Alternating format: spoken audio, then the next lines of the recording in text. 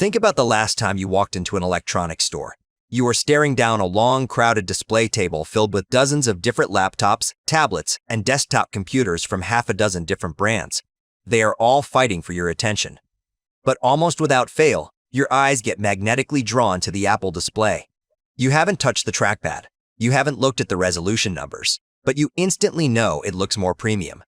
Beside the standard Windows laptops and Android tablets, the Apple screen looks cleaner, sharper, and uncannily real. It is an incredibly common experience. That moment you look at an iPad or a Mac and think, wow, that just looks better. Now, if you go online, critics will aggressively wave their spec sheets in protest. They'll show you cheaper monitors with the exact same 4K resolutions and claim that anyone buying an Apple display is just paying for a shiny logo. But if that were true, elite photography studios and world-class engineering firms wouldn't be packing their offices with Pro Display XDRs and MacBooks. These professionals aren't buying status symbols. They are buying precision instruments, because Apple is doing something behind the glass that completely rewrites the rules of human perception. Today, we are going to break down the hidden science of Apple displays across their entire lineup and uncover exactly why they obliterate the competition in a side-by-side comparison. Let us start with the hidden math problem that most monitor manufacturers completely ignore, but Apple treats as a fundamental law of nature. It comes down to pixel density and user interface scaling. If you buy a standard third-party 27-inch monitor today, it will almost certainly be a 4K resolution panel. On paper, a 4K 27-inch monitor sounds incredible. But when you plug that monitor into a Mac, something feels slightly off. If you run it at its native resolution, the text is tiny. If you scale it up using the operating system, fine lines lose their crispness, showing microscopic jagged edges or a very subtle, fatiguing blur. This happens because the macOS operating system is explicitly engineered around a highly specific mathematical target, a pixel density of roughly 218 pixels per inch. When an operating system is built for a specific pixel density, it can render fonts, vector lines, and interface elements perfectly, pixel for pixel, without any artificial stretching or software interpolation. When Apple designed the 27-inch Studio display, they did not just buy an off-the-shelf 4K panel to save money. They engineered a custom 5K panel. That extra jump from 4K to 5K exists entirely to maintain that magical 218 pixels per inch sweet spot at 27 inches. When they built the massive 32-inch Pro Display XDR, they bumped the resolution up to 6K to maintain that exact same density. For a professional video editor or graphic designer, this means pixel perfection. They can display a full, uncompressed 4K video timeline at a 1:1 native resolution and still have millions of pixels left over around the edges to hold their editing tools, audio scopes, and asset folders.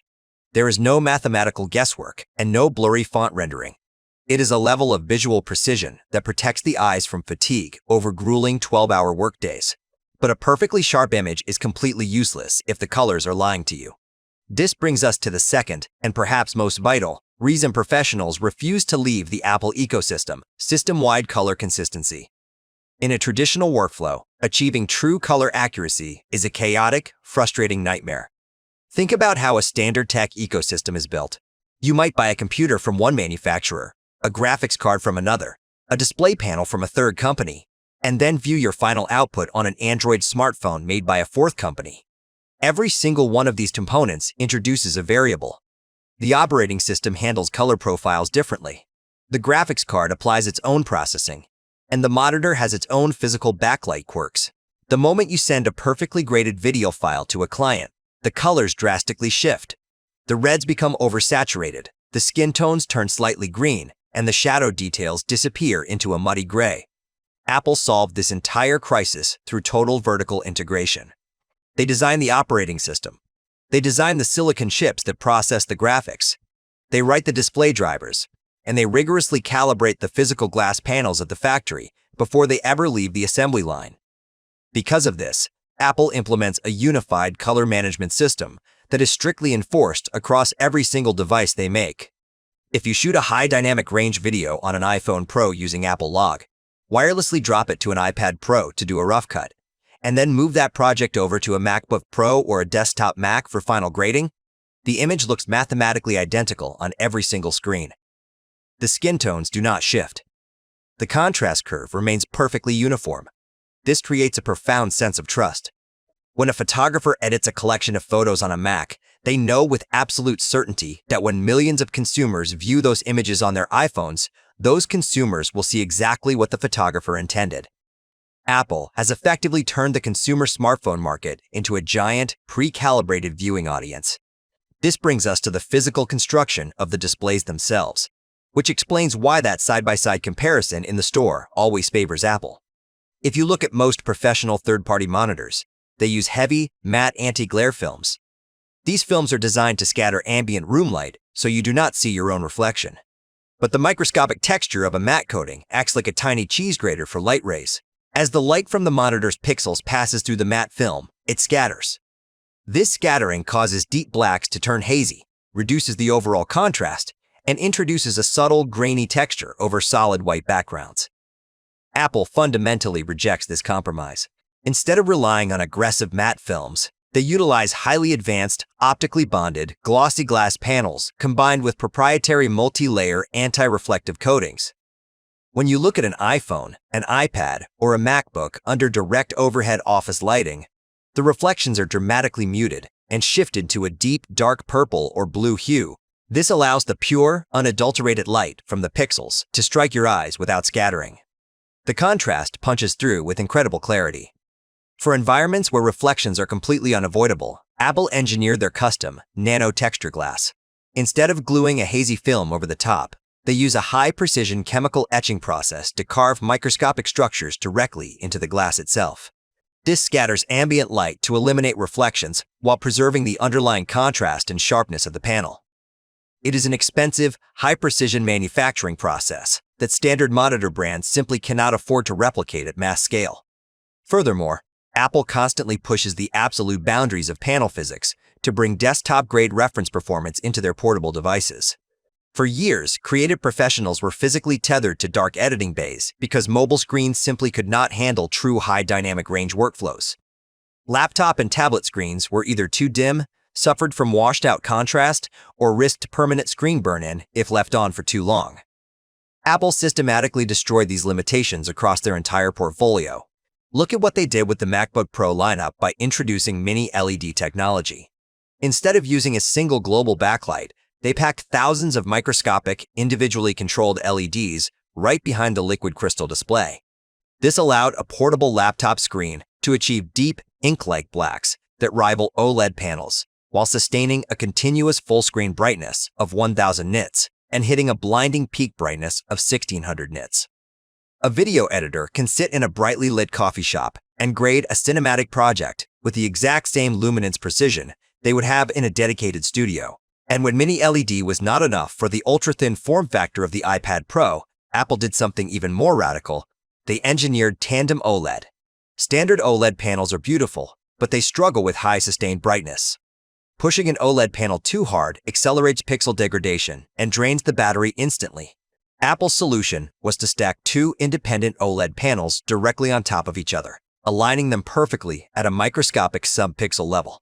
By dividing the workload across two layers, the display achieves a massive 1000 nits of full-screen brightness, all while maintaining the absolute pixel-level black accuracy of OLED and dramatically extending the lifespan of the screen. This hardware genius is balanced by incredible temporal intelligence, best exemplified by Apple's ProMotion technology.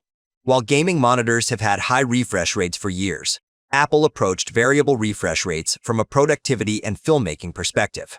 ProMotion dynamically scales the display anywhere from 120 Hz all the way down to a single Hertz on modern iPhones, depending on what is happening on the screen. But for film professionals, the true magic of ProMotion is its ability to eliminate motion judder. Standard cinematic films are shot at 24 frames per second. When you try to play a 24-frame video on a traditional 60 Hz monitor, the math does not divide evenly.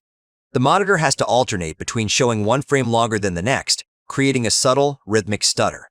When a filmmaker opens a movie timeline on a ProMotion-equipped MacBook Pro or iPad, the display instantly changes its hardware refresh rate to exactly 24 Hz or 48 Hz.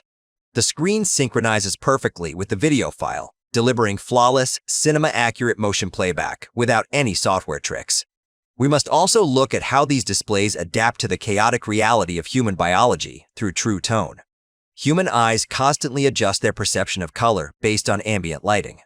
If you are sitting under warm, incandescent lights, a traditional computer monitor locked at a cold, blue-shifted color temperature will cause massive eye strain over long periods. Apple integrates multi-channel ambient light sensors into the bezels of almost all their devices. These sensors continuously analyze the color temperature of your physical room and dynamically shift the white balance of the display to match it. If you step into a warmly lit office, the screen warms up smoothly. The display starts to behave less like a glowing digital rectangle and more like a physical object in your room, dramatically reducing optical fatigue during long hours of work. Finally, there is the physical layout of the canvas itself. Apple consistently rejects the industry standard 16:9 widescreen aspect ratio for their laptops and tablets. Widescreen is fantastic for watching movies, but it is highly inefficient for actual work. Apple deliberately designs their MacBooks with a taller 16:10 aspect ratio and their iPads with a boxier canvas. That extra vertical real estate is a massive competitive advantage. It means a software developer can see several more lines of code without scrolling. It means a video editor has plenty of room for multiple audio tracks underneath their preview window. It is an intentional design choice that prioritizes human productivity over passive media consumption. When you add all of these pieces together, the native mathematical pixel density, the system-wide color management, the optically bonded anti-reflective glass, the custom mini LED and Tandem OLED architectures, the frame-accurate ProMotion synchronization, and the ambient true tone adaptation, you start to realize the truth. Apple displays are not priced at a premium simply because of the logo stamped on the back. They are engineered to be an absolute reference standard. For a casual consumer, an extra $1,000 for a screen might seem completely absurd. But for a professional whose career relies on absolute visual accuracy, speed, and reliability, that premium is not an expense. It is a vital investment that pays for itself every single day by removing the guesswork from their craft, protecting their vision, and ensuring total continuity across the entire digital world. Thank you for watching. Let Sal explain. If you found this deep dive into the physics and engineering of display technology valuable, make sure to hit that subscribe button, drop a like, and leave a comment below sharing your thoughts. Stay curious, and I will see you in the next one.